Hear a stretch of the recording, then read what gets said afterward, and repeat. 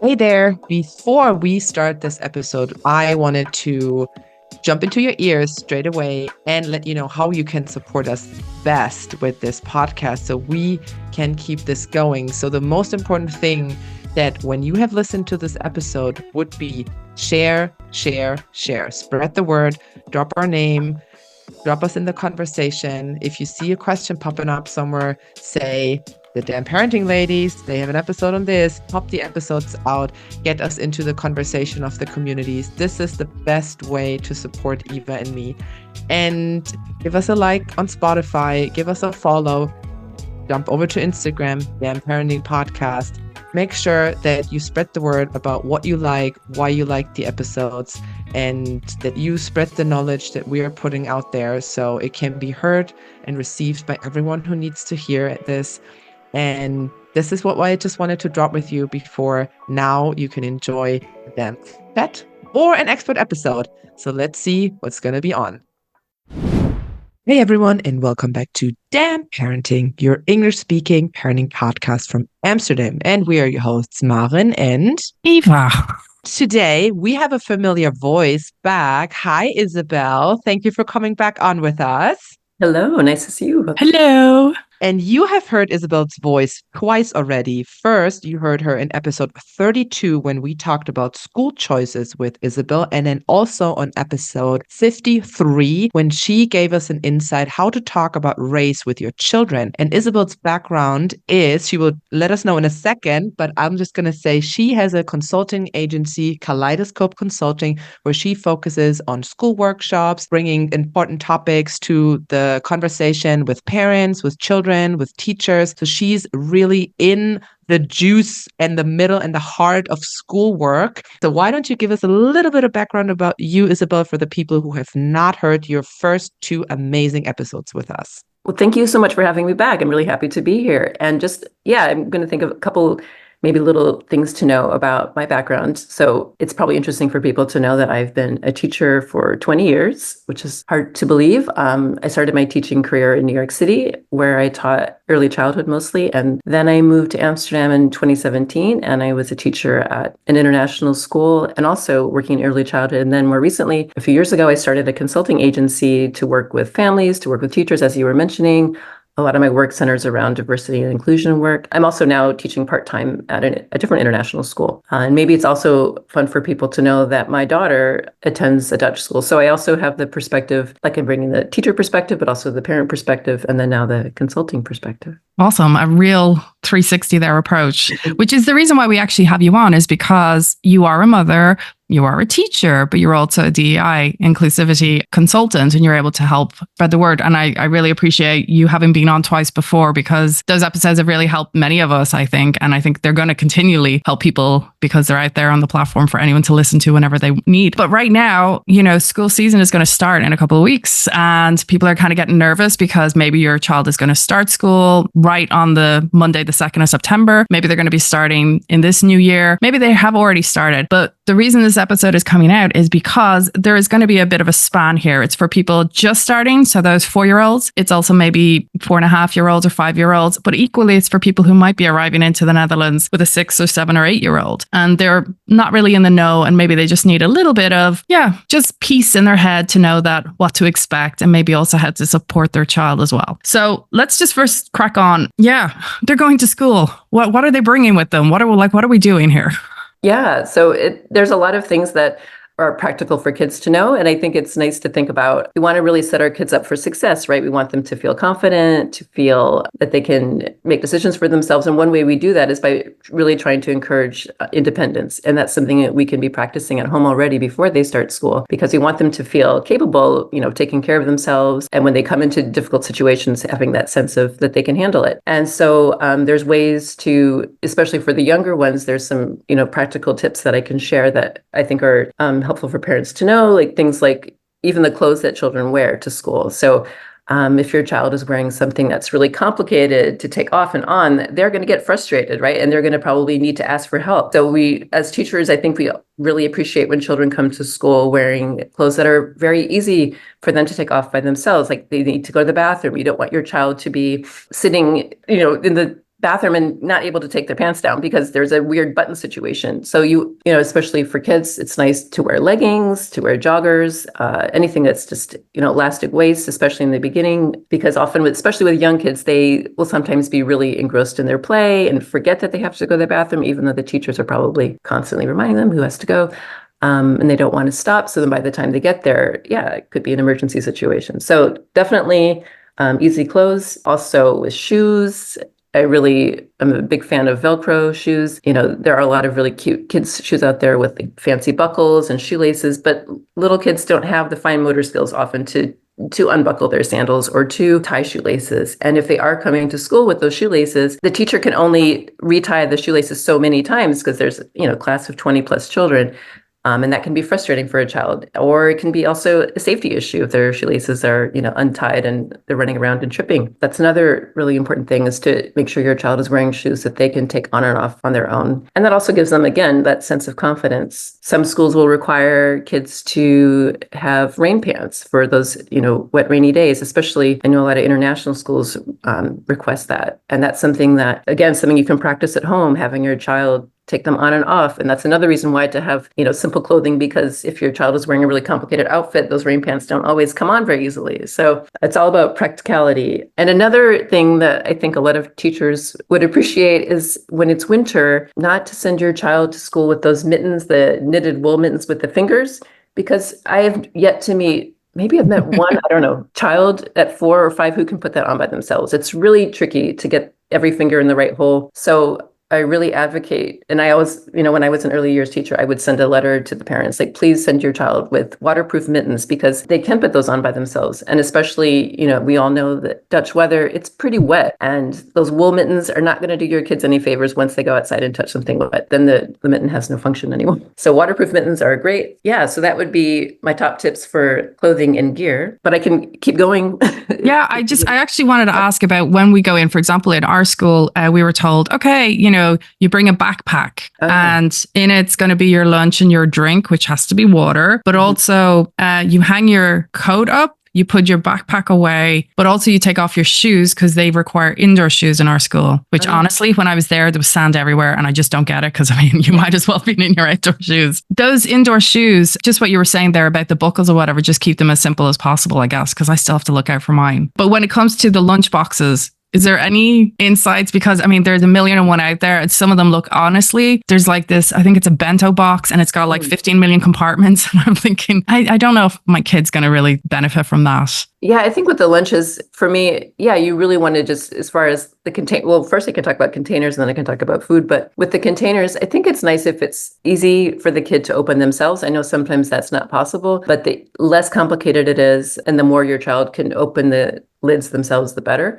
Because again, there's that feeling of being able to take care of themselves and not having to ask for help and feeling sort of dependent on others. But sometimes parents want their child to come to school with a thermos because they want them to have warm food. And thermoses usually do have a tight lid that they will need to ask for help. And that's understandable. But I think it's really what you think your kid is going to enjoy, right? Like if a bento box, you think your kid is the type who needs a lot of choices, then maybe that's a nice option. But if your kid is just somebody who would be happy with a sandwich, then just go for a simple container. But then on that note, it makes me think about food, because living in the Netherlands now for 7 years, I've learned that there are some schools that do have this school lunch policy where it's sandwich only, and which is something that I personally am not a fan of. I find it very restrictive because when a child opens up their lunchbox, they should see something that they're excited to eat, that they want to eat. And if a child comes from a family where it's not a sandwich home and they see that sandwich and they're not excited, or if a child's from a home where they do have a warm meal every day at lunch, like maybe it's rice or maybe it's,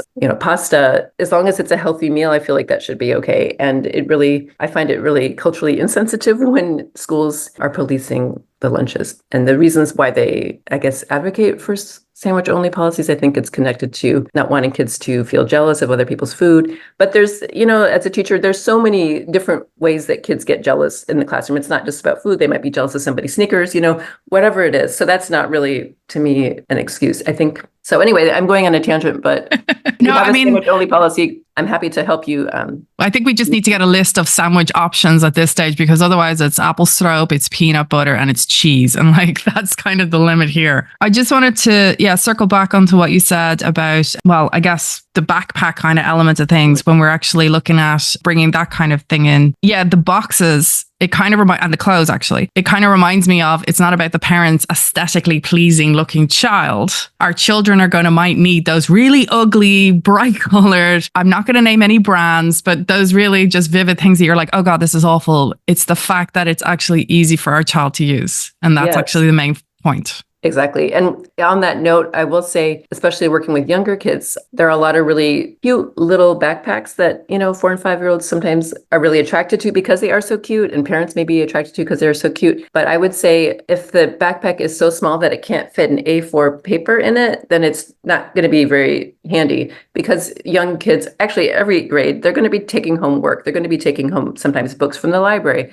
And if the book is so tiny that it can't fit, a book, or it can't fit a piece of paper, like maybe they have a drawing, their drawing is going to end up being folded or wrinkled. And so I think it's nice as a guideline to think, okay, does this backpack fit an A4 paper? If not, then it's probably too small. Okay, mine doesn't. Thanks for that. Well, so also in the topic of school and the independence, when it comes to the toilet, what if my child has accidents? I think is going to be the main thought in a parent's head. Yeah, and I think that's something that is pretty common in the beginning of the year for some children to have accidents, and maybe to mentally prepare for that. And it's something, it's like my daughter, when she first started school at 4, we had just moved here 2 weeks before. It was a whole new environment, a whole new language. And maybe she doesn't want me saying this to the public, but yeah, she had a few accidents in the beginning. And maybe, I'm not sure if this is what you're asking, but I'd say it could be a phase in the beginning if a child is really nervous and is uncomfortable about using an unfamiliar bathroom. And that's something, if you find that your child is having accidents, maybe it's something to talk to the teacher about. They might have strategies where they can support the child. Maybe it's about walking to the bathroom with a friend so they don't feel nervous about being in the bathroom by themselves. Or the teachers will have some strategies that they probably have used in the past to support that, so that can be addressed. Okay, that's actually really good to know. I hadn't thought about that. One thing you actually did bring up prior to us starting this chat was something about toys. Do you want to delve into that? Sure. I think this is something that it comes up, from time to time, where children will want to bring a toy from home to the classroom because maybe they got a new toy they're really excited about, they want to show their friends. But I think it creates a lot of problems, right? It can create problems with, this is a preventable problem with jealousy, but also it creates an issue with the toy might get lost or might get broken, or maybe the child will only let certain people play with it. All of these things, it creates a lot of unnecessary problems. And so it's really important, before your child brings any toys to school, first find out, are they even allowed to bring toys to school? Because some schools do have policies like no toys from home. Or maybe in the beginning, they allow a child to bring like some kind of, maybe like a knuffle or a stuffed animal or something that is sort of a comfort toy as a transitional object, especially with, group 1 students who are new to school. And that's something that maybe in the first week or 2 or the first month, maybe the teacher allows just to help that transition. But generally, I would say as a parent too, I would not want your child to be bringing toys to school, because a lot of things can go wrong. So I would find out. But there will be times when maybe the teacher will invite kids to bring toys if it's a show and tell, or if they're doing a unit, like maybe they're doing a unit about like trains or something. And so, bring a toy train because we're going to compare, or something like that. But I would definitely err on the side of not bringing toys, especially fancy things are valuable to you. On the note of teachers there, so I know myself, having done school tours, it's a case of one of my best friends is actually a teacher in a different country. And she's really like, it's core that you have a relationship, because that also has a big effect on the relationship that teacher will have with your child equally. That kind of put a tint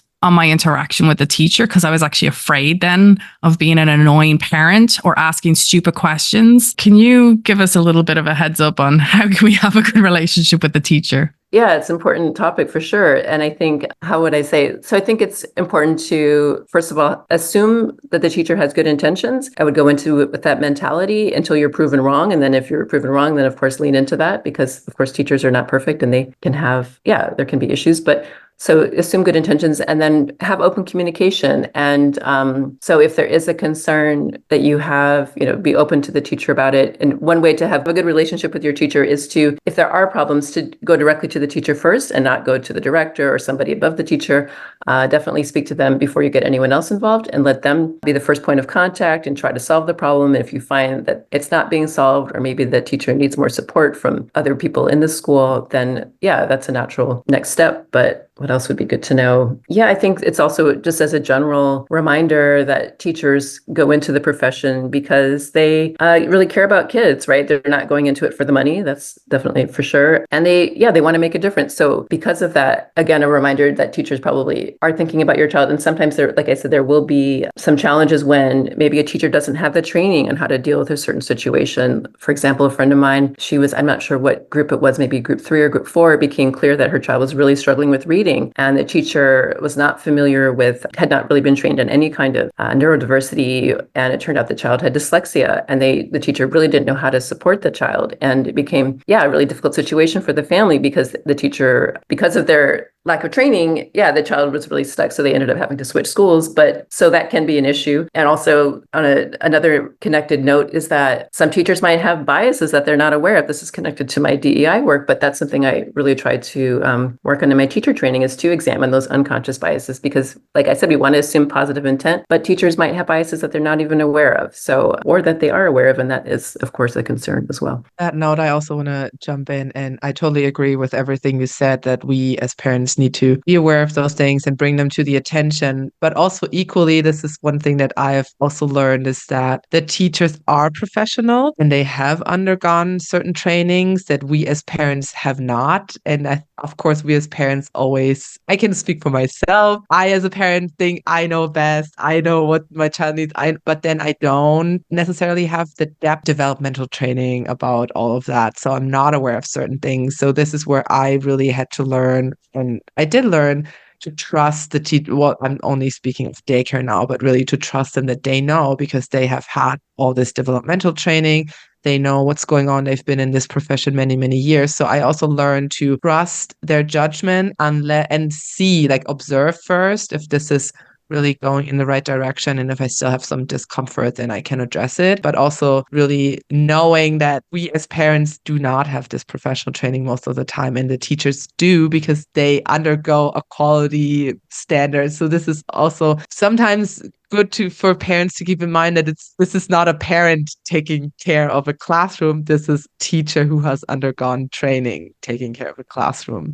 And this is, I think, sometimes some parents need to be reminded of that. I think that's a really important point. Thank you for saying that, because I think there's like this cliche that people will say, like parents think because they were students once that they are qualified to make, these assumptions about teaching, which, to be a teacher, it's about, obviously a lot of training, a lot of education, but also experience. Like teachers, you see patterns, right? You see certain behaviors, like, okay, I know this pattern, this is what, this means, and this is how I respond to that. And it's not just about the training, it's also about just the experiences of what you see in the classroom. And thank you for saying that, because I think it's an important reminder. When we talk about, the relationship status of the teachers and the parents as well as the kids, it's going to be one of those things that you mentioned previously that we need to have certain skills before, to practice to get ready to go to school. So even just getting dressed, go to the toilet, whatever. Are there any specific skills additional to just the clothing aspect? Is there anything that we can actually help them with otherwise? This is not exactly related to that, but it's making me think how another way we can really set our children up for success is by making sure they have enough sleep. This is something I think that also probably needs to be talked about more, because I see in the classroom all different ages that children are often really tired and they need to be going to bed early so they can get up in the morning and be alert and be focused. And so I would definitely want to emphasize another really important thing you can do is just make sure your kid is getting the amount of sleep that they need for their age. Studies show that that sleep it supports, their health. It supports their mental health. When kids have enough sleep, they are able to focus better, have better attention. And when they don't have enough sleep, they can be really dysregulated and have attention issues, behavior issues, all of that. And it's all preventable with the right amount of sleep. Good morning routine where a child feels they can slowly arrive in the day, they can have their breakfast, they can have whatever they need. Because we as adults, we try to set our alarm as close as possible to the time when we need to leave the house, because we know that we can get ready in 5 minutes. We can get up, we can shower, brush our teeth, be out the door, done. But that's not until they're in the next 10 years, until they have mastered that skill. So this is also one thing that I've already with daycare, where I need to be at my job at a certain time where I know that we need to leave the house. So I really make sure that we have enough time in the morning so she can be in bed for another 10 minutes and wake up and we sing a song and all that. And I'm not getting stressed because I know we have a full hour. And on that note, one really quick tip that I want to share is, especially coming back to the clothing, where we know that the younger children usually wear comfortable clothing at school. So like you said, jog pants, leggings and all that. Get your child dressed at night, like at bedtime, for them next morning, so they can just roll out of bed and just brush their teeth, because they're not getting super sweaty, super whatever at night. So this is one thing that I have put into practice when we have an early morning. I just get her dressed, then she just has to put her dress on, and then she's out the door, and I don't have to argue what we're going to dress now because it's already done.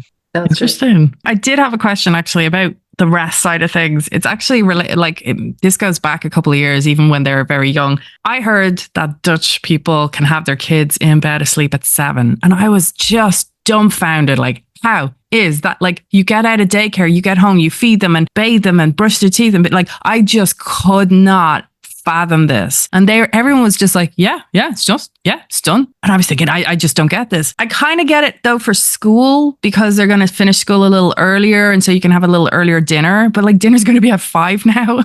I mean, this is getting into mid-afternoon snack time at this stage, but it's just that thing that I was trying to figure out. Obviously they can't sleep in the morning. So you got to bring their time to go to bed then earlier. As a mother, do you have a tip? The answer is yes. I am not the right person to ask, because I am notoriously a night person and not a morning person. So I feel like I am the wrong person. I wish I knew, but but actually my sister-in-law, also here in Amsterdam, she is amazing at getting her kids to bed. Even now they're in middle school and they're going to bed earlier than my daughter. And I don't know how she does it. I am. Oh, what is it with the Dutch people? Schedule. Yeah, you must have this dinner at the same time every night. I don't know. I guess that's, a lot of, but I guess kids do thrive on those routines, right? So if you always have dinner at the same time, I find it really, it's not my nature to be that way, but I admire it in others. I need to find ways to those skills, because it's, my daughter's now 11 and we're getting there, but. So, because I'm just thinking, at the moment, my daughter's kind of around the 7:30, 8 o'clock mark. That 8 o'clock, she's definitely, 8 o'clock, she's more or less asleep anyway. But it's a case of now preparing for school, because the next topic, I guess we should talk about is time management, and how are we meant to get young children to understand time management. But for us to be able to alleviate what Maren was saying, was those added stresses in the morning, is a case of, okay, well then move bedtime earlier. And I guess the greatest thing is, now that you're listening to this episode, start doing it now, right? Exactly. Get into the routine.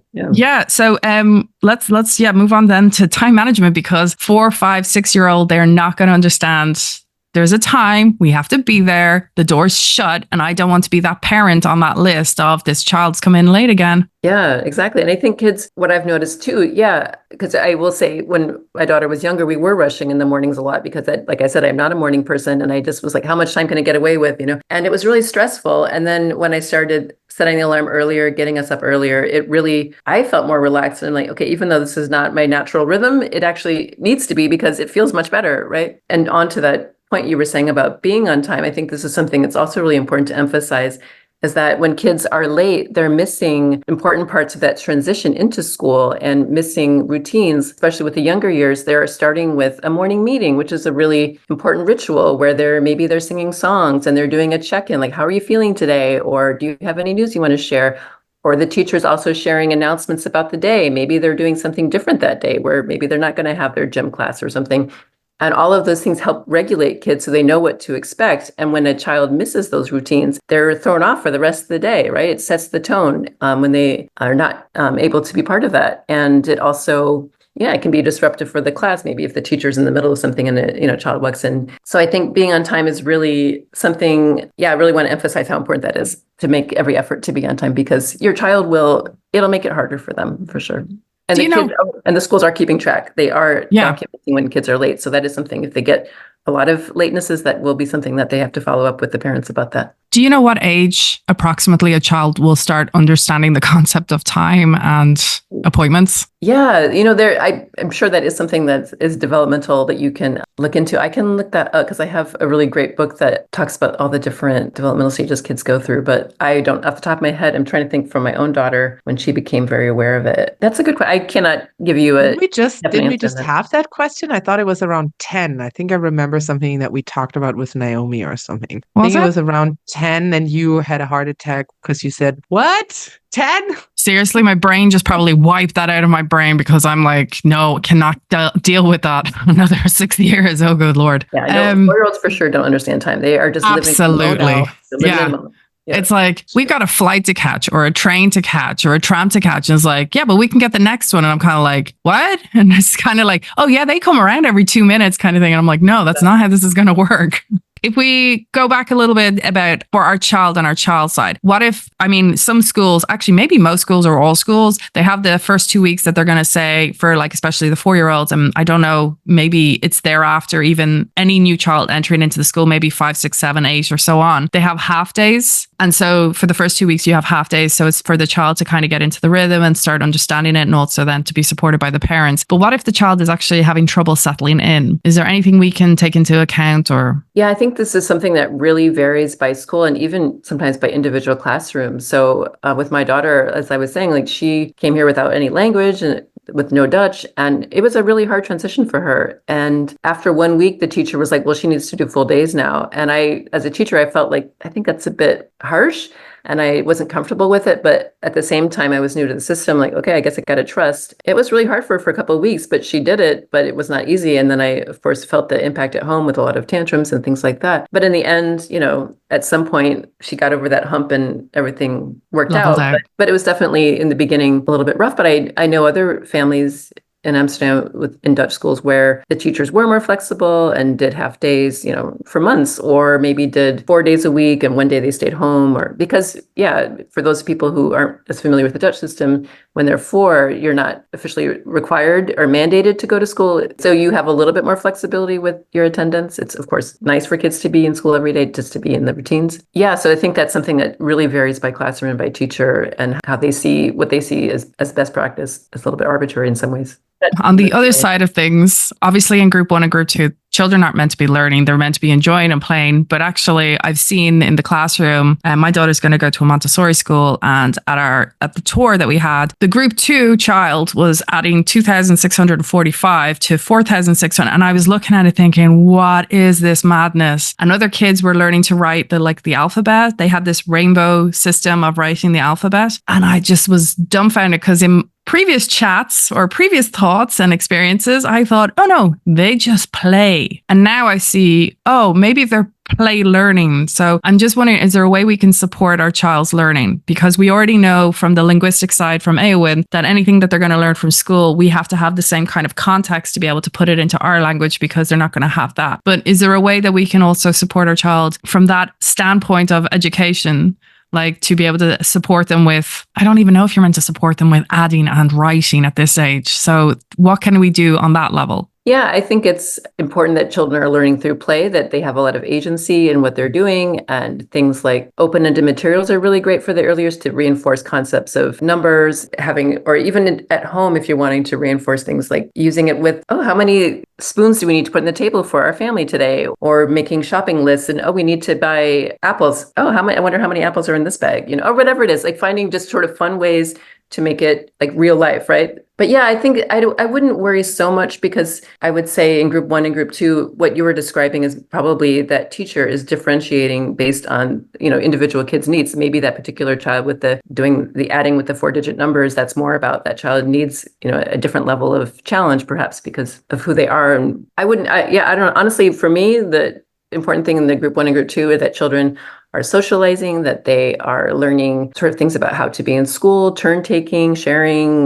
negotiating, learning how to speak up for themselves, all of those things that they're going to need for the rest of their sort of what we would call transferable skills, I think, that they will use, the rest of their time in school. And so I think the more we emphasize having kids, because kids in social emotional learning is really important. So I think the more kids have that ability to self-regulate, all of these are the skills that will pay off down the line. Like there's no, studies have shown that kids, for example, who are learning to read at age 4, that there's no real advantage, by the time kids are, if a child learns to read at 7, it really doesn't make any difference, right? It all evens out at the end. So but what you can't catch up on is not having those fine motor sensory experiences, right? Or you're not having those emotional regulation experiences. That's what really is harder to make up for down the line. You couldn't see this, but I was just like cheering Maren is praying and here. Clapping. Yeah, oh man, I'm Hallelujah. so happy. Yeah, I'm so happy that you addressed this. And this comes back from what I said first. It's like parents trust the teachers, like trust them that they know what age is appropriate to learn what. I guess I can say this, but it's just very stem into especially American culture where they think it's a goal that a child can read when they're 4. It's the goal that they can write their name when they're 4. It's like all these educational goals where you, exactly like you say, what does it do if my child can read a novel when they're 6, but they can share their toy because they have not learned how to be social. They have not learned how to be empathetic. They have not learned all these social skills that exactly these 2 years are for now, that they can learn how to behave in a micro society within their school with different languages, different people, different age groups, all that stuff. They need to learn how to be citizens in a society. And this is what the first 2 years should be about, and not they've picked up another language, they can calculate, they can subtract, like all this educational things that will come, but doesn't benefit them necessarily in their social development. So thank you so much for putting this out there. And I also want to see that my child feels comfortable within a group, and my child not constantly feels like they are always the outsider because they can write, they can do all these things, but then they are not with their peers because their peers always see they see this dissonance of these abilities. So this is not nice for the child. This is not nice for the group. This doesn't benefit anyone. I mean, again, if you really feel like your child is super bored at school, then pick it up at home, do some like extra activities, whatever in that field. Like you said, involve them more in the household, involve them more in the social life at home and practice these things there. Take them to the grocery store and then they get the money out and they can count. Like there are so many things where you can push this, or you can not push it, but like support it in different ways than other than this whole sit them down and they need to write an essay or like so thank you so much for pointing this out. And this, I guess, comes also back to when they think, and we've had this with the language where parents think, oh, I'm just going to put my child in front of a Spanish TV show and then all of a sudden they can speak Spanish. No, they cannot. So this whole thing of my child is gifted, my child needs all this. Let your child be in the appropriate age group and in the appropriate developmental stage that they're supposed to be in, and don't put your agenda on that. There's no rush. Yeah, exactly. Yeah, like I have a friend, you're making me think of this friend of mine when she was pregnant, or no, when she was pregnant, when her baby was like 1 or something, and she was comparing herself to another family that had a baby that was maybe 6 months, and they were doing alphabet flashcards. And she's like, oh, I guess I'm behind. I'm like, what is a 1-year-old going to do with knowing the letters? What can they possibly do with that? Like, there's no, it's much better that they're, playing with instruments or rolling around and, tell me whatever it is, like playing with real things. But the letters, that's the least of their worries at 1. Don't worry about it. There's no rush. Okay, so I was one of those parents with excellent flashcards. But it was just, honestly, it was because, so my child was born in the pandemic. So in the pandemic era, we just had social media of this is how you're going to raise your kids, or here's some examples. And so I kind of went, oh, okay. I mean, there's nowhere to go. Everything is shut. You can't even socialize with other people. There's a lot of fear. And so I did that. Speaking about the pandemic, we've spoken quite a lot about like group 1 and maybe a bit of group 2 or whatever. But when we go into the group 3, 4, 5, and 6 ages, they were actually born prior to COVID, and they might have started school during the pandemic era, which meant that there was a lot of limitation. As I said, like, things were shut and there was no interaction. Is there something you can speak to about that, about something that we can, any after effects? Is there something that we need to be working on and addressing now? Yeah, for sure. I think it's really, and I'm glad that we're talking about the pandemic, because I think it's something that needs to be talked about a lot more. We are seeing the impacts of the pandemic in in all age groups. It's affected everybody. And even ourselves, I'm sure, in ways that we don't even know yet. Like in 10 years or 20 years from now, we'll look back like, oh my goodness. But anyway, so with thinking about school and children, there's a lot of things that have really changed. So there's been an increase in screen time. Like during the pandemic, all ages were on the screen much more than ever in history. Well, of course, there's much more available on the screen, but it was not as regulated. Parents were just, or everybody was just using it as, like a tool to, I guess, get through it, right?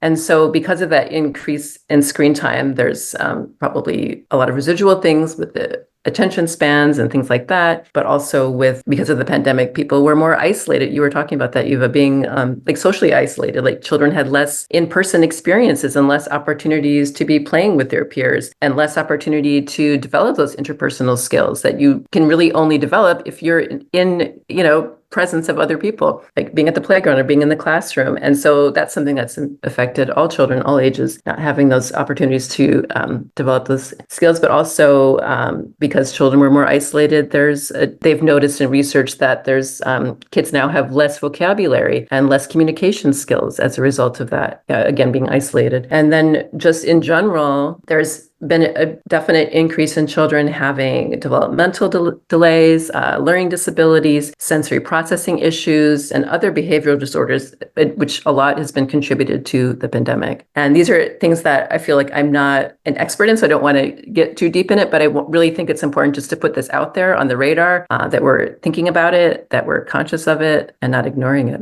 Wow. I mean, that's a lot to take in. And I mean, as I said, quite a lot of what we've been discussing has been targeted for group 1 and group 2, but this is really paramount for parents whose children might be in group 3, 4, 5, and 6 as well. There is a lot out there. And the problem is like for me, even I'd be like, is there a Saturday morning class I can go to help, emotional development skills? Is there somewhere where we can go for this help? But at the end of the day, it's really down to us as a community kind of getting together and actually supporting each other, having the children play together and just kind of constantly, but being there with them as well. Because obviously in school, we can't be there with them, but now being there with them while they play with other children, they are in a more of a secure, rested, their cortisol levels are very low, their hormones are very high, and they're kind of enjoying their experience. This has been a lot. I'm taking notes here at the moment, and I'm just like, oh, did I get everything? Did I get everything?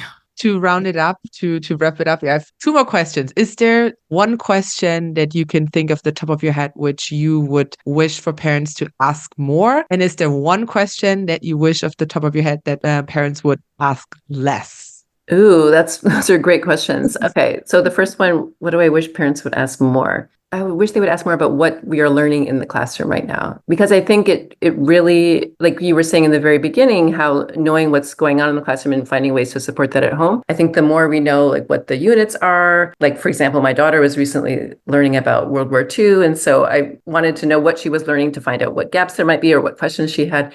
So I think the more we know what's going on in the classroom, the more we can support it, and the more we just get them excited and curious about learning, because I think that's what really school should be about, is being excited to learn and being curious to learn, and I'm seeing that as a really core reason to go to school. Well, I mean, there's a lot of reasons to go to school, of course. And let's say what the other one asked less. I think sometimes, this is not really a question, but I think sometimes parents forget that a teacher doesn't see everything because there are, 20 plus children in the classroom. So sometimes a child might get hurt at school and the parent might be really upset. Like, why did you not prevent that? No teacher wants a student to get hurt at school. That is not in the plan. So if a child gets hurt, it's terrible, right? It's sad. And they can only prevent so much. So I think also having a little bit of grace when your child does get hurt, that there will be accidents, kids will get hurt, and trust that the teacher did all that they could to prevent it. But sometimes you just can't prevent things. But actually, that makes me think of a totally unrelated note. As a side, when we were talking about lunches, I had this memory pop up and I didn't say it, but make sure that you send your child to school with things that are safe. I was in a classroom a few years ago where a child brought their lunch in a glass container. This was a group 2 or group 3 class, so like a 6-year-old probably, and they dropped it and it shattered glass in the classroom. And so please don't send your child to school with anything that can harm themselves or harm anyone else. Yeah. And I know that wasn't intentional, but this is just as a reminder. Safety. Thank you so much, Isabel. Thank This you. was, again, so much info. And of course, we will put everything on our Instagram, Damn Parenting Podcast, where we have a cheat sheet prepared for you. So you can dive in back into the notes that we are taking for you while Isabel listed all the things that we have to take in account. I don't think I can write this all up, though. I mean, this is like 58 carousels here with all this. It was a lot more than I expected to talk about, but it was great. Yeah. Well, you hear we have a lot of anxiety about this topic. That's why we thought let's bring on different people from different professions to talk about this topic. And this was really good to bring a teacher to the table and get the insights and really get it from the teacher's perspective. And I think what you have really created here was the understanding that we are working together to make our children thrive, the parents and the teachers. We are a team and we are not working against each other. We're not plotting against each other. We're not having in mind who does it better, who sees the child better. Of course, the parent is always going to see the child better, but the teacher is going to see the child different in a different environment. And to see that as an additional factor to your parenting, additional factor to the growing up of your child, that there is someone who sees your child in a totally different environment and they can spark these different traits in your child that you as a parent just can't because you're not in that environment, and really trusting the process and the professionalism of the teachers that they have the best interest for your child in mind. Yeah. Mic drop. If you want to hear more from us, every Wednesday and Monday, we're coming out with an episode on this podcast. Every Wednesday, we have professional expert advice, like from Isabel today, on certain topics that we bring to the table. Every Monday, Eva and I chatting it away about other topics. And I'm sure there's going to be some damn chats in September and October about these first couple of weeks at school. If you want to support us, make sure you subscribe on Spotify, Apple Podcasts, YouTube, wherever you get your podcasts, and follow us on Instagram, Damn Parenting Podcast. If you have anything to say to us, to share with us, drop us a line there, slide into our DMs or write us an email, damnparentingpodcast@gmail.com. That, like, share, and subscribe, of course. Most importantly, share this knowledge. Drop us into the conversations of your WhatsApp groups, your Facebook groups, your coffee chats, wherever you talk to other parents. Share our podcast because we have so many episodes with all different topics that we talked about. So we can work together as a community, raising our children in another culture, in another country. And we're just, taking it day by day, doing it step by step. So thank you so much for supporting us. And thank you, Isabel, for coming on again. Yeah, it was great to be here. Thanks for inviting me back. Thank you. Always welcome to join us. And for us, we're going to say thank you so much. And as always, you are not alone. We're always going through it as well. Someone out there has gone through it, is going through it, or will be going through it. And that's what these podcast episodes are about. Bye.